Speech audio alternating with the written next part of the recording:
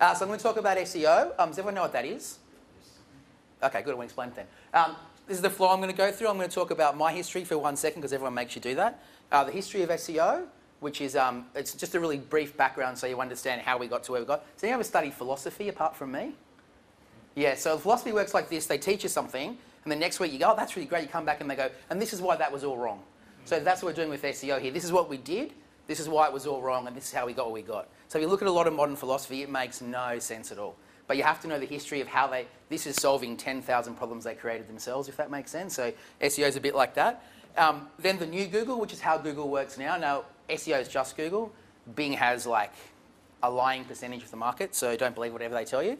So it's basically just Google. So I'll go over what the new Google looks like and then how you can win in that. So I don't know if everyone's seen that episode of The Simpsons where he talks about crisis-opportunity. He says the Chinese have a word for crisis and opportunity is the same, and he says, yes, crisis-opportunity. So we're going to talk about that because, anyway, competing in the new Google, so how the new Google works and how you can get something out of that because it's kind of scary and it's kind of not.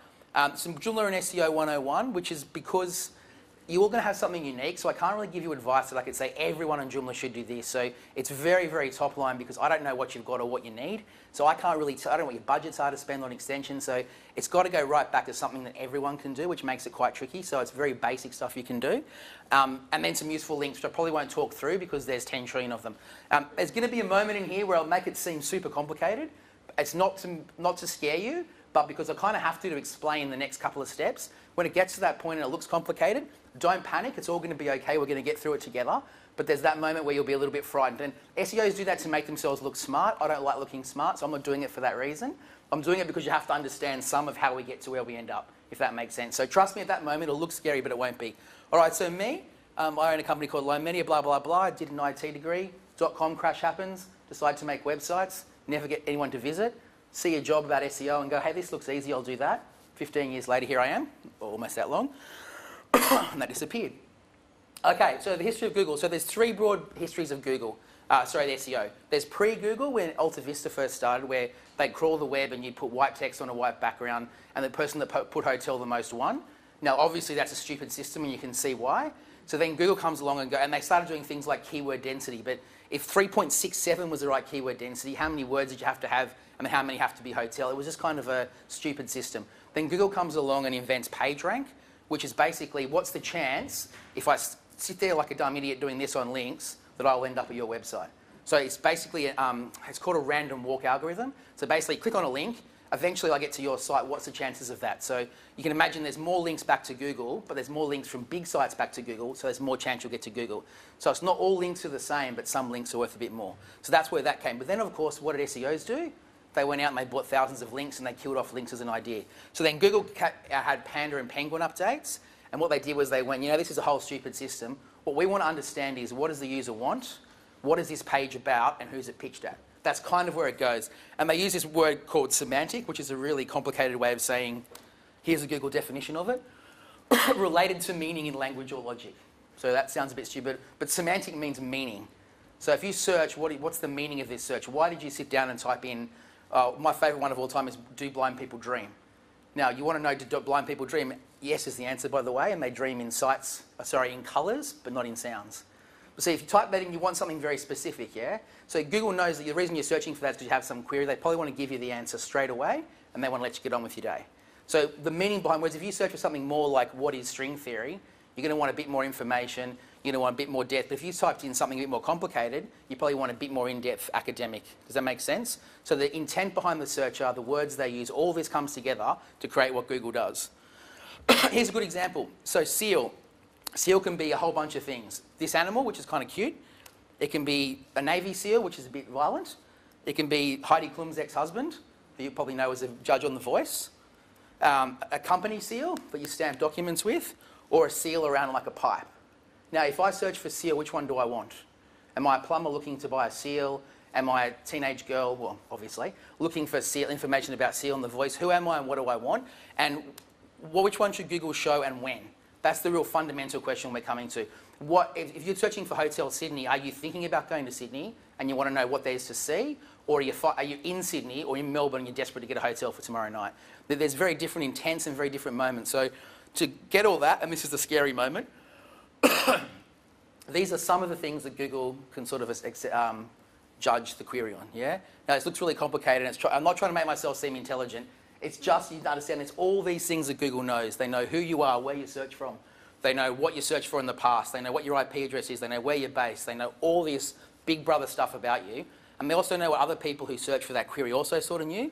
So they've got to take all these things, and they call them signals now, not factors, because they don't always show up for every search. They take all this big bot of stuff, and they show you the perfect 10 results for you. So it seems really complicated. I said this is the moment we've got to get through together. But this is kind of where it all sits now. Because we screwed up white text on a white background, because we screwed up links, we're stuck with this sort of system now. And it's actually kind of better. So it's not that scary. There's just no longer one algorithm. There's not one algorithm that works all the time. We're all racing in the same way to achieve the same results. There's hundreds of algorithms and hundreds of situations, and you can carve out a niche for you if you fit the right algorithm. So this is a really important thing to understand. So they mix and match commercial versus non-commercial. They mix and match news results sometimes, like Abbott sometimes gets news results. What's his name? Bob Catter, is that his name? There was no news results for him for months, then he goes on Q&A and it's all this stuff about homophobic this, and it just pops up overnight. Last 3 hours gone, next result. So that's the way it's all starting to evolve. Different results at different times. And different widgets as well, which we'll get to. So the way I think about this is, it's not a race anymore, it's like an Olympic track meet. So we run all these different events. So if you mention an Olympic track meet, the one we cared most about the Olympics was Kathy Freeman winning gold.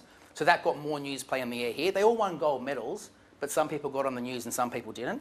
That's how Google's putting together their search results now. So based on what you want, based on what you do, that's what you're going to get. So some practical examples. Now, these are old because I upgraded my version to Snagit and I have to pay for it again and it annoyed me, so I didn't do it again. So here's an example for a search for event management. On the left is when this kind of sort of came out, and on the right was the last time I did a JoomlaDay, I think. So on the left, you can see the results there. There's different types of results. So the red ones are event management companies. So that's in one, position 4, and that's it. And the blue ones are courses. So there's UTS, UTS again, and La Trobe. And there's a job from Seek. So Google knows if you search for event management, you probably want a course or you probably want a job, because there's not many people who actually want to manage an event. So that's kind of how they're throwing it. And if you look on the right-hand side, now Wikipedia is in position 1, which is just purely information. And the first provider is right down at what, 1, 2, 3, 4, 5, 6. So even if you did nothing wrong as a provider, Google might change the way they put this together and you might go to 6. So your rankings would go to 1 to 6. You've done nothing wrong. You've actually done a really great job.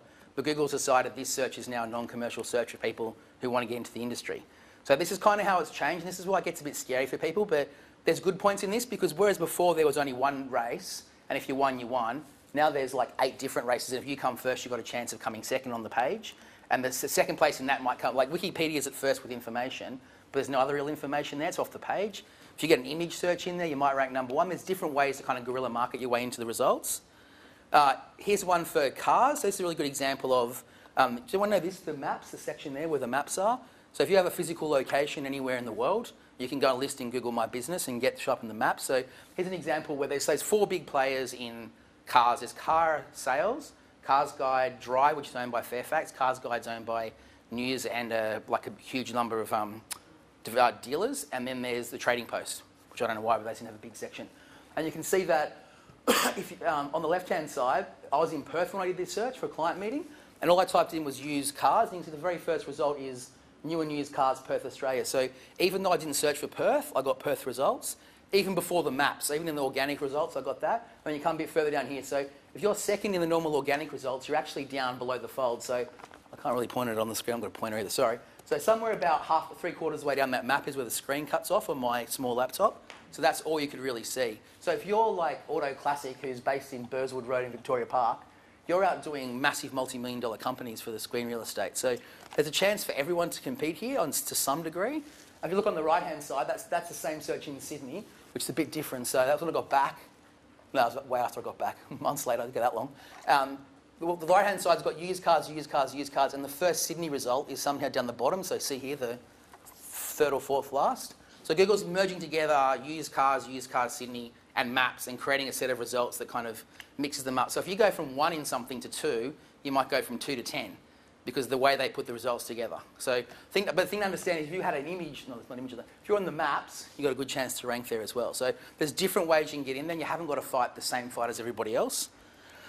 Oh, and here's the one from today. Again, my snag gets broken. So you can see now all 4 of the big players have a place, and then there's 2 map results. So Google's decided this is the best result for whatever reason. It'll probably change tomorrow as well, or next week, or next month. That's based on IP location, based on where your ISP is? Yes and no. So the Perth one, I was still seeing Sydney results, so I stupidly set my location to Perth, and I got back to Sydney, and I got spammed with Perth stuff. So you can physically set your location, and they know where you usually are.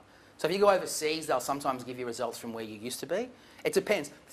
That's why SEO is kind of hard now, because the answer is it depends all the time. And you sound like you're trying to hedge your bets, but it really does depend. So if your IP address, say you have someone, say you live in Melbourne normally, you come up and you search on Melbourne and an IP address a lot, they might assume that IP address now is interested in Melbourne for some reason. So they're kind of using feedback loops to work some of this out. So our IP address in Newcastle, yep. quite often pings out here at Canada. Exactly, so you get Sydney results. That's the thing. Yeah. That's what you'll get. And that's one of the problems of IP location. Well, they love mobile, because mobile, they know the tower you ping off.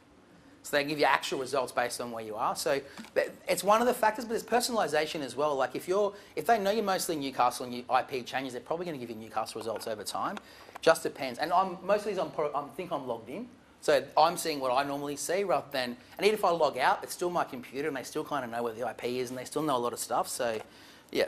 Disadvantage is when you're searching for something that Google's trying to help you and it's not what you're looking for. Exactly, and so the semantic meaning is terrible. Like, it was you before who mentioned about they're making some words the same. Yes. I got a client that does police checks, and their #1 search term was criminal background history. And that was totally, and it would just match across the board, and it was crazy. But it's also a spam technique. So if you imagine the word mortgage and home loan, as an SEO, you go over a certain sort of keyword density, they kind of ping you. But if you make the words the same, if you use mortgage and home loan interchangeably, but a lot, you can kind of go over the spam filter because you've used both words. So by getting back to a common meaning, they're kind of working out what's better language, because you shouldn't say the same word 25 times. Like, newspapers would go, John Howard, I still think he's Prime Minister. Still having nightmares. So it's Tony Abbott. No, let's go back to Gillard. No, I like Rudd better. Let's go for Rudd. So it's Rudd, the Prime Minister, the member for whatever house he was in, the resident of the lodge. They always would write an article like that. That's what Google kind of wants now. So they're doing things like natural language processing. You say these things, but I'm 99% lying, because they do that a little bit, and they don't do it on every page. So they know pages that get traffic, and they do it on those, and they work out the quality. No, God, no, right naturally. No, it's not about that at all. And I'll get to the next. So look, give me 2 examples, and I'll come back to that because it's important. Here's the Tony Abbott. Now, see this news box here? I spoke to the guy before who was here. So if this is the big competition between news and SMH. They have teams trying to get people first. So this little box of 3, the first result gets an image from wherever the hell Google decides the best image is, and it gets a link from the best spot. Now, this is a really good example of all 3 of those are terrible headings, yeah? They're not, I wouldn't want to click on any of them particularly, right? But if the number 3 one gets more click-through rate, it goes to number 1. So Google's got this, so now you've got this mini game inside a game of people trying to manipulate news rankings, yeah?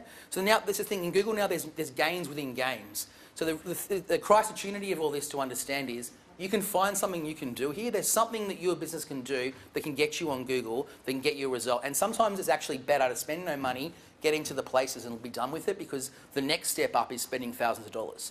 So the trick is to get some wins here and to find a place where you can win. The last JoomlaDay, there was a lady who came up to me and said that the #1 result for, she did some sort of meditation, and the #1 result was a really awful video from America. And she said, should I make a video? Absolutely, make a video, do a much better job and bump her off #1. Then you get all that traffic, and you haven't got to compete with people who've got SEOs and all this stuff. You just know you've worked out there's a video on this result and you've replaced it. Does that make sense? So there's more things you can do now, which is really good. Widgets. So there's another thing. Google has all these widgets now as well, and this thing called the knowledge graph. So there's a weather widget. So SMH again lost a huge chunk of their traffic when all the news sites did when Google released the, because now you type in weather. I've got, what the hell in New South Wales is, I don't really know. Is that Sydney or is that Dubbo? I'm not really entirely sure. But normally they get pretty close to where you are. So that's the weather here for the next 7 days. You've got a calculator, type in 88 to the power of 6 is that number. It's all something I think we all really wanted to know in our lives. And my favourite one, I've done a German tipping calculator there, where it's an $84 bill and they gave a 4% tip. And it shows you how much the total is, how much each person's got to pay. So Google's giving all these widgets now, so they're kind of taking away some of the real estate. So again, if there's things like cocktails come up, there's advanced operator. So Google's changing what you can and can't get traffic for. So if you're thinking about running a business that does something Google's got a widget for, that's really going to affect you. Does that make sense? So there's things to think about. And this is called the knowledge graph. So this is Bob Dylan albums. So you can see here, it's got, not in chronological order, I'm really upset about that. 64, maybe it's in how popular. No, Blonde on Blonde will be first. Anyway, that's his album. There's a whole list of them. You can scroll right, you can see the songs on them, everything else. So, and then on the Tony Abbott one had it as well. And then there's this thing now called in-depth articles. So the problem with SEO is we create these articles that are built for search, and they're probably not what you go and, Sydney Morning Herald has a problem where people go and they read like, The Bachelor. Did anyone go on the newspapers while the Bachelor controversy was on? My God, am I the only one who hates all of those people? Honestly, it's enough already. I didn't even watch Australian television. I had no idea they were going on about. So they had this competition about clickbaity stuff, yeah? But the only reason you go to the Sydney Morning Herald is because they do, at some point in time, something quality. And Google didn't have a way to promote that. They didn't have a way to give you the greatest content that had been written about Lord, say, when she's become a mega superstar, whereas a definitive piece of content about her history and who she is. And that's what this in-depth content is now. So you can see there for Bob Dylan, how did Bob Dylan get so weird, which I really wanted to read, but I was in a hurry. The Beat Generation, and then an article from Pitchfork magazine. So the New Yorker, Vulture, they're giving you a chance now to rank in another way again about content. So there's all these little mini games going on now in search, and you can pick the one you think you can win. So if you can write the definitive piece of work on Joomla, you'll probably get an in-depth article thing. If you write the definitive thing on whatever you're in, you can find a place for your content. Does that make sense? So this is where it's heading. Now, this is the crisis-opportunity of all this. There might be one more. Oh, and this is another important one. This is the reading level. So if you go to Google, do I have results open? I don't think I do. You go to Google, and there's a thing that says search tools, and they give you the reading level of the results. So you can see here, so event management and the used cars that I did. You can see used cars uses more basic and more advanced language than what event management does. So the sorts of words they use, the grammar, the sentence structure. Joomla tutorial, Joomla load times, and Joomla speed improvements have a very different mix again, where if you imagine if you're doing like a tutorial, you're going to write very wordy. This is what it is, this is how you do it. If you did something like speed improvement is a good example where it's going to be point form, but technical language, so it'll be very basic and very kind of intermediate. But the ones down here are interesting. So bubble sort algorithm is really advanced, but bubble sort for beginners is basic language. So you can see how just changing one word there from algorithm to for beginners, so sorry, 3 words difference, dramatically changes the reading level. So Google's not just giving one piece of content the benefit, they're saying you want basic information, you want advanced information, we're going to give it to you. And everyone is both those things, like we're all novices at something, and hopefully we're all idiot savants to some degree. We're idiots at some things and savants at others. So that's what Google's trying to get to here. And so why do we yawn? Basic language. Why does string theory need 11 dimensions? Advanced language. And this one's probably the best one. Everyone know what libertarianism is? I always describe it as gay rights and right-wing economics. So it's kind of the best of both worlds, things I'm a libertarian, but your mileage may vary on that. So libertarian problems, basic, intermediate language, very talky. Libertarian critique, it's going to be in academic prose. Yeah, so based on what you search, they're going to give you very different results based on that. So what you want to work out is not sort of key. You want to work out who you are. It's basically marketing 101, yeah? This is who you are, this is what you want, this is who you want to target in what way. So don't be frightened anymore about keyword density. Be frightened you don't say enough that's really deep and meaningful. That's what you want to say. If it's supposed to be light and use light language, use light language. If it's supposed to be really complicated, be as complicated as you can, because Google will reward that in some section of the market. Not in all of it, but in some of it. Along those lines, Yep. over time, but they've hidden basically all your keyword search results in that now. Yeah, yeah. To get you to stop focusing on that, because people focus on I rank number. Reason, or it's for them that they sell them? Oh, okay. So do you want the party line, the unofficial line, or which version? I'll give you all 3. So the unofficial line is Edward Snowden got in trouble. The US government. The US government was using Google's servers, and they went, "We're not dealing with this. We're going to block everything." Now the US government can't ask them what you search for. Yeah. So they said, "Did this guy search for ISIS, the Greek god of love?" No, well, we don't know. We have no idea. They don't want to know anymore. Yeah, they don't want to be a part of all that. Yeah, well, they want to keep taking. That was part of it, and that's when they did it. But the other reason is just because I think it's kind of, it misleads you a bit. Like you might rank number 1 for home loans. Like I used to work with NIB. This is when personalisation first came out, and their company-wide. I might tell the story before. Their company-wide KPI was ranked number 1 for home loans, and because they all clicked their own links, what do you think came up number 1? So they sent a company-wide email, and I had to be the guy to go, "Hey, I'm in Sydney, here's what I see." And so this whole entire company got like a bonus of $5,000 or something, and I had to kill that off. So imagine that. Imagine why I don't have that client anymore. It's pretty damn obvious why I don't. But so this is the thing. Like, this is why they're like getting away from that. They don't want you to think about keywords. They want you to think about what sort of content you can make.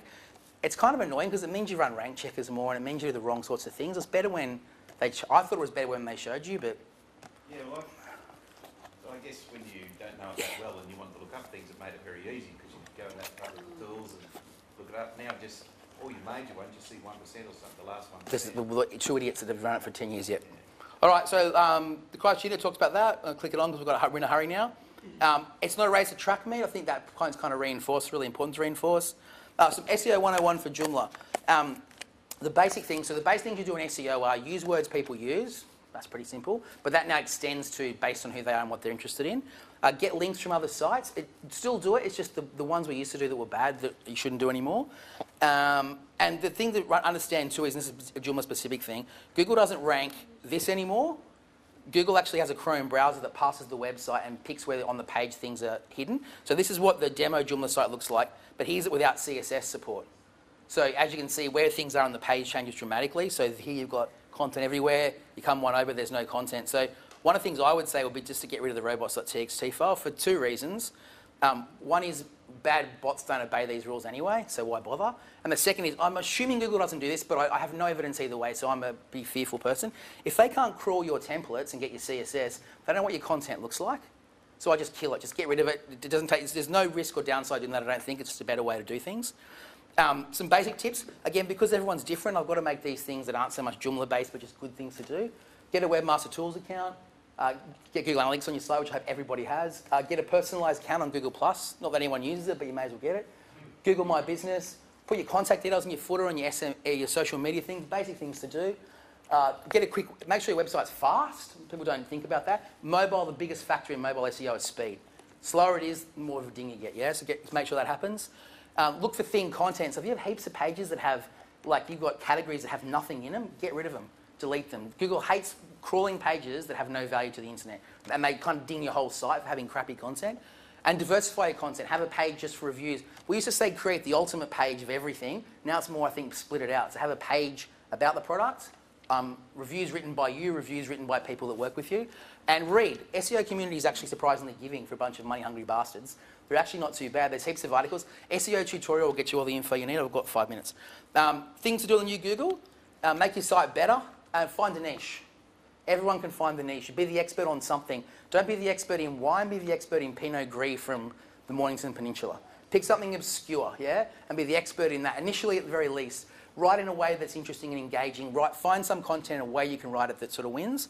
Reviews, not to do. Don't look for tricks. Don't expect fast results. Self-evident. Don't add no value. I think those days are, I hope they're over. I don't think that's necessarily SEO advice. That's just more the long-haired hippie in me. Spend no money or time or answer those bad SEO emails. Someone sends you a dear sir, madam, we have SEO company. Don't do it. Just bin it straight away. SEO is dead. Long live SEO. I think this is the thing I have a job because there's things that I have to know that developers don't have to know. If you don't rank, the website still works. That's why SEO exists, yeah? So there's still a place for it. With microdata coming into Joomla and things like that, there's kind of specific SEO things, XML, there's specific SEO things that's always going to be needed.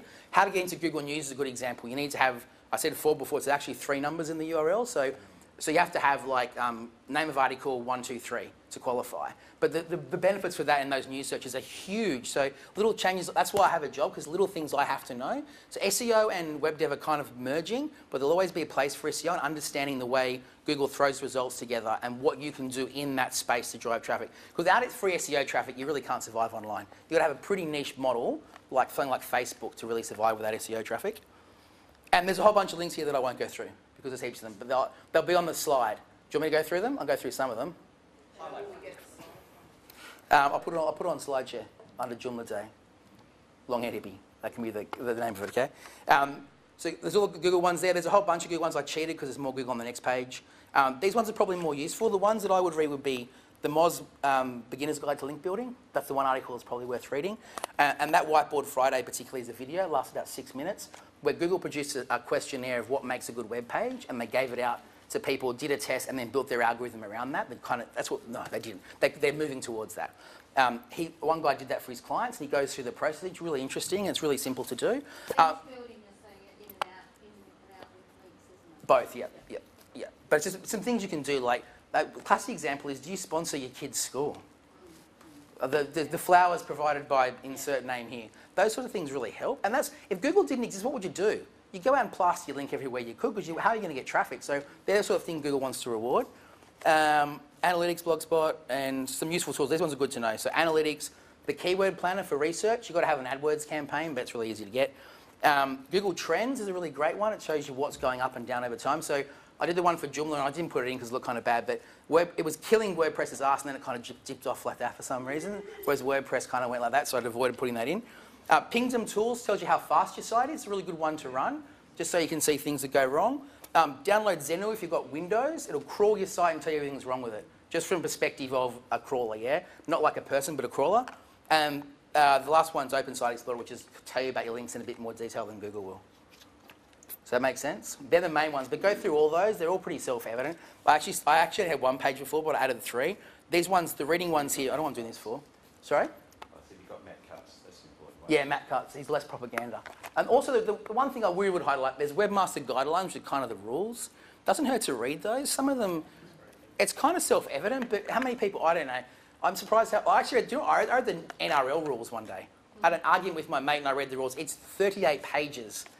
I think any buffhead rugby league player's ever read the 38. It's actually, some of them are quite good. Like, there was one that was like, if your foot was here and not there, and they did diagrams of where you could be. It was quite good. So no one ever reads the rules, is my point. So it doesn't hurt to have a once-over of the rules just every now and then, because they might... It's really hard with their rules because they change them all the time. No, they don't. That's the big myth. They don't. That's like saying the tax man changes law all the time. If you've never done anything wrong, they're not changing the laws. They're under the harbour scheme, right? Did you ever get involved in that? In the 80s? No, so they didn't change the rules for you, yeah? The rules are still the same, it's just the people who did the bad things they're affecting. So, exactly, and you shouldn't have done that anyway, right? It works that people did it, but you shouldn't have done it, right? So the rules aren't changing in the sense of, the rules have always, I don't think the rules have changed much in 10 years. Going back to the original version and read this one, they're very similar. It's just how much they can enforce has changed. So they can catch more people now. Does that make sense? But exactly. It's the same thing. It's like everyone says something's going to end, but TV ads still going. There's still radio ads. The only advertising that's dead is billboards on the side of chariots. That's the only one that's gone. That's because chariots aren't around anymore, yeah? There probably are chariots at some theme park with something on them, so... Questions, or you want me to go? Questions, go for it. Yes. What are you saying about the 3 numbers in the URL? For news. You need 3 numbers in the URL for Google, to qualify for Google News. So, 3 numbers in the URL. you look at all of them, 3 numbers. No, any 3 numbers.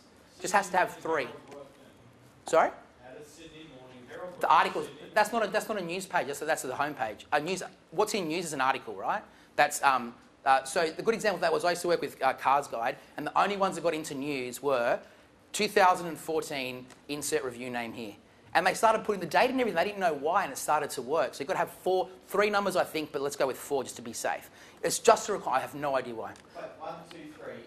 Then the article name, and you get in Google News. If you're a qualified site, you have to do that as well. So if you're using SH404, You have to put... that removes all of the numbers. You screwed yourself over for news. No, just put in the title, put a number. Put 2014 at the end of the URL. That's all you got to do. In the URL, put 2014, or the year. No, if you qualify for news, so news is a whole separate index, right? It's a whole separate section of the internet. It's an index that lasts 14 days. To be in that index, you've got to have 4 numbers in your URL. Just for news I'm talking about here, yeah. Just to qualify for Google News. We read the documentation, it's in there. It's in about the 18th page in the bottom left-hand corner. It's really weird, and again, that's one of those things where that's why I have a job, because I found that and told them, and that was worth a fortune to them.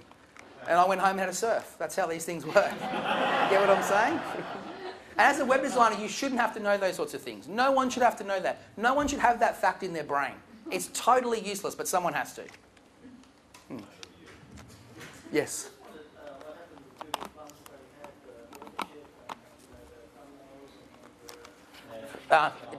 Depends who you believe. So do you want, how conspiracy theory do you want me to get? I'm not a big conspiracy theory. So what they did was they basically bribed you with pictures in these search results to get you to do it. so they can understand what authors did and where people cross-wrote and things like that. It's real. I mean, it's a good idea in principle, but now what they're doing is they're not showing the actual pictures. No one can know what they do behind closed doors, but one assumes they still aggregate that data in some way. Except that I can't remember where it was, that took away click-through rate from ads. So they killed the pictures. But they're still there for videos, so I don't know, maybe because Google makes money out of videos and the CPCs are quite high. I don't know. There's a post by John Mueller where he talked about it, but those things don't really ever say anything real. They're always talking in corporate lingo that doesn't mean anything. So Cuts out an article on why they're doing it as well. well, they got rid of it. Yeah, but they don't really say why. I don't think. Like honestly, if that led to a 10% change from AdWords to SEO, and it was something they added extra. And also, the other problem was too, a lot of pages were full of them, so it kind of looked a bit bad. Like as an enhancement, it looks kind of good, but as with everyone does it, it uses a bit of its value. What I've seen, they did it as a trial thing basically. They were only ever going to use it for a certain period. Everything Google does is in inverted commas. Everything's in beta. Everything's in. Honestly, I still think it probably does count. At some point, they probably include it even more. Because if Malcolm Gladwell goes and writes an article, I always say he wrote an article in a tiny Christian magazine in Alberta in Canada about his faith and why he went back to his faith after many years of being skeptical. And it's a really touching, wonderful article. He should get the benefit of being a great writer. He shouldn't have to. Do you know what I mean? I know who he is. I've read his articles before. I want to read this article. It's very interesting to me. So his author value should go with him. But I honestly don't know why they got rid of it. They just did. I'd still say do it because I don't think it hurts to do it. I think it only hurts to do it if you're a crappy writer, like me. So I try to avoid it. Cool, done. Thank you. Thank you.